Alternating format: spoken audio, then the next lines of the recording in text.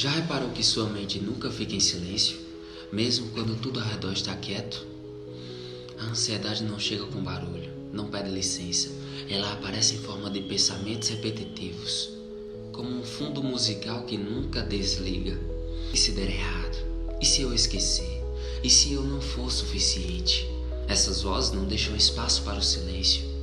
O corpo até tenta descansar, mas a mente continua rodando, como um motor ligado a noite inteira. E é por isso que tanta gente acorda cansada, mesmo depois de dormir horas. Não é o peso do trabalho que derruba, é o peso invisível de carregar preocupações que ainda nem aconteceram. E no fundo a pessoa percebe que não está vivendo o presente, está sempre lutando contra cenários futuros que só existem dentro dela. Nós somos aqueles que aprendem a silenciar a mente barulhenta, para ouvir a força interior que sustenta de verdade. Venha conosco.